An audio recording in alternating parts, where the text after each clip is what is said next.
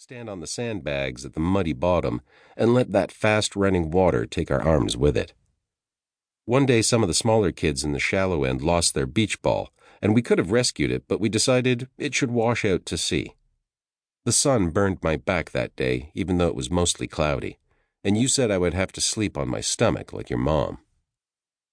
On our way home, your dad pulled up in his little car. He was serious and forced your bike into the back seat, and you into the front. I didn't get to see you much after your mom died. Your curtains were open all the time, but my mom told me not to go over. People came and went in the evening, the glow of lamps in the living room. I was driven half nuts. The sun was out every day, and everyone was at the swimming hole except me.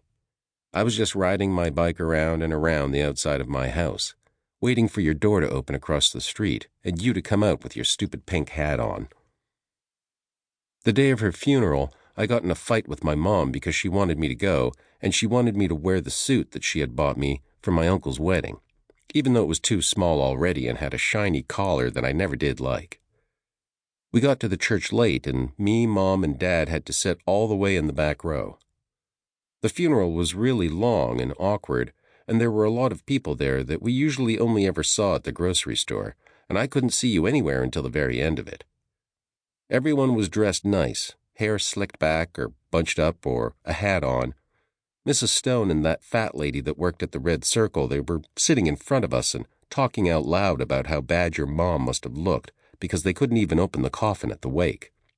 When the minister asked everyone to stand, I kept sitting until Dad pulled me up by the collar of my coat. 2 weeks after the funeral, I had just about had enough of not going swimming, and I told Mom I was old enough to ride down to the river by myself, and that you weren't responsible at all, just tall. Something about me being so mad made her smile, but she still said I couldn't go. She tried to hug me, which was weird, and told me I shouldn't be afraid. Then she started going on about dying being just like going to sleep, even though that wasn't even what we were talking about. I asked her again, and she still said no, and when she did that, I said a bad word and your name and went and slammed as many doors in the house as I could find. I lay there on my bed then, waiting for Mom to change her mind and watching the afternoon shadows stretch and grow. Dad wasn't home yet, and Mom was working in the garden, her knees in the dirt and her big gloves on, and so I turned on the TV in my room and I went out the front door. When I got to the swimming hole, I had a crust of dust on my forehead, and I just wanted to put my whole body under water so bad, but the pool was empty, and everyone was standing around looking at it. I thought there might have been an accident, because Mom was always saying it was only a matter of time before there was an accident, the way some of the kids got on when they were at the swimming hole. Everyone was so quiet and creepy, and then I saw that they were looking at this thing.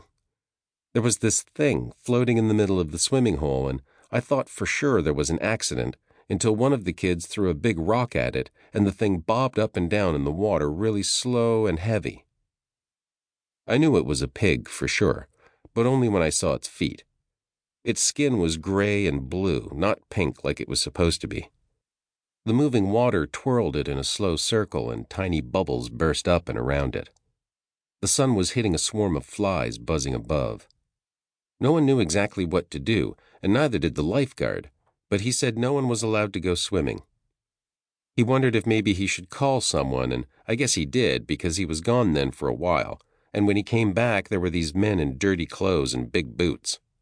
They parked their green van all the way on the grass, and they lay on their stomachs next to the water with long poles, trying to hook the pig through its skin and bring it in. I thought they should take off their pants and go get it, and I must have said this out loud because Kelly Blunt from down the valley said no one was allowed in the water at all now, and she pointed to a sign on a stick they had driven into the ground. So all of us sat there in our swim trunks on the grass in the long shade of the van and watched the men fishing for a pig.